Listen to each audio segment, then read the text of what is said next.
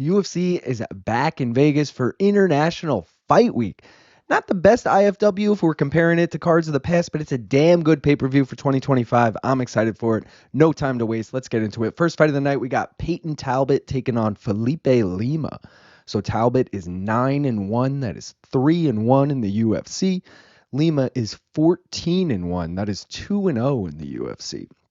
Talbot was on a 9-fight win streak, but he did lose his last fight. Lima is on a 14-fight win streak since losing his pro debut. Peyton Talbot, 26 years old. Felipe Lima, 27 years old.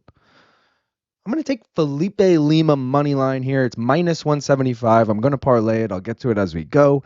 I just think he's more well-rounded. Peyton really showed a weakness in his wrestling his last time out, and I think Lima's going to be able to capitalize on that. He averages almost 2 takedowns per 15 minutes.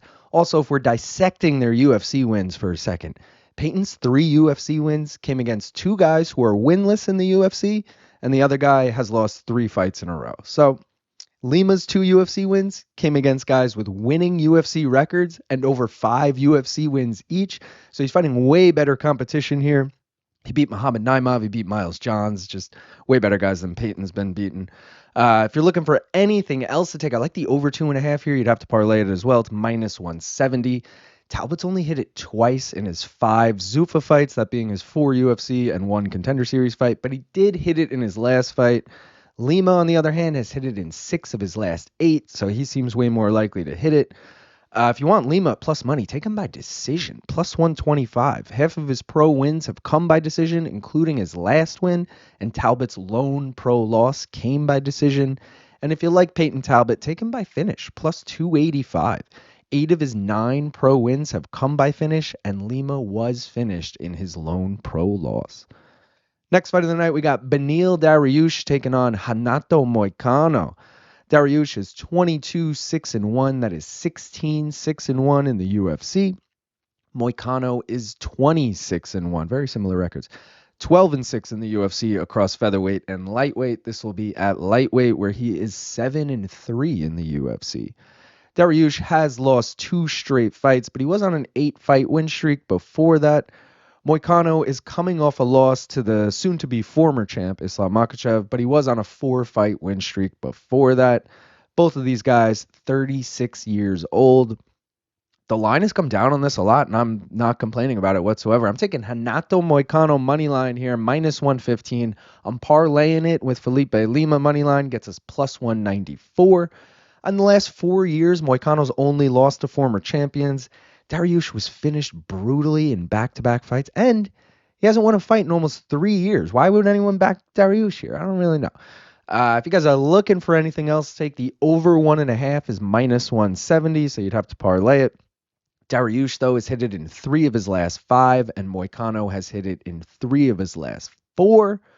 Moicano, if you want him at plus money, take him by finish. It's plus 165.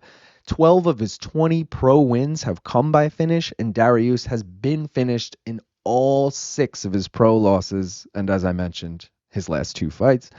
And fight end by KO is plus 165. They only have a 7 combined KOs across 42 combined wins, but both guys are good on the ground, so maybe that'll cancel out, and they've both been KO'd a combined 8 times before. I could see Moicano getting ground and pound KO or something here. You never know. Next fight of the night, we got Brandon Raw Dog Royval taking on Joshua Van. So Royval is 17-7. That is 7-3 in the UFC. Van is 14-2. That is 7-1 in the UFC. Royval has won 2 straight fights. Josh Van has won 4 straight fights. Royval, 32 years old. Josh Van still just 23 years old. Wild. No, I'm riding with the Raw Dog here. As a dog, too, plus 110, Brandon Royval, money line, hell yeah. In his 10 UFC fights, he's only lost to champions, and he avenged one of those losses. So he's really only lost to Pantoja if you cancel out the Moreno win and loss. Josh has only 1 win in the top 15, and it came against number 14, so, he has no top 10 wins. Also, Royval, well-rounded game, whereas Josh, definitely more of a striker. I could see him taking Josh down, maybe got more ways to get it done. Also, I feel like no one's talking about this. Josh Van fought like 2 weeks ago. He fought at UFC 316. So, like, he could be banged up. I don't care if you won the fight and barely got touched. I mean, you were still in a fight for almost 15 minutes. Yeah, you got the finish, but it was late. I'm just saying, Josh Van could be a little banged up coming into this. If you guys are looking for anything else to take, I like the over 2.5. It's minus 215, so you'd have to parlay it. Royval's hit it in 3 straight fights, and Van has hit it in 4 straight fights. If you like the raw dog and you want a little extra on it, Royval by finish plus 375.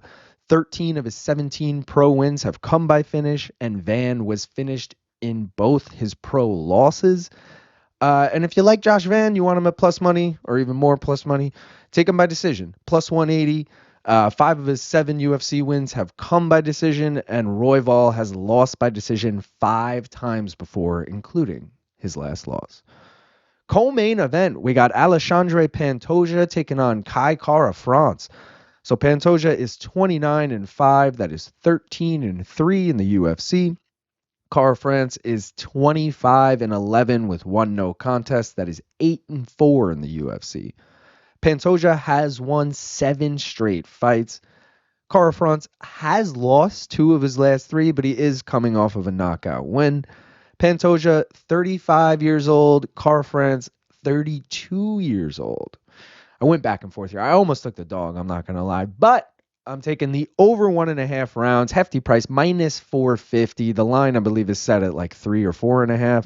But yeah, both guys have hit it in 3 of their last 4. I feel pretty confident that this one goes a little long. It might not go the distance, but I think it goes a solid 3 rounds. If you guys are looking for anything else to take, I mean, Pantoja moneyline, he's hard to deny, minus 250, so you'd have to parlay it. He has not lost a fight in 4 years. He's well-rounded, and he's beaten 3 of the 4 guys that Kara France lost to in the UFC, if you want to do some MMA math. He also actually beat Kai Kara France himself on Tough in 2016.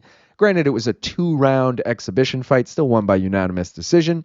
And if you want to get gimmicky here, Alexandre Pantoja is 1-0 against guys named Kai in UFC title fights. Just saying.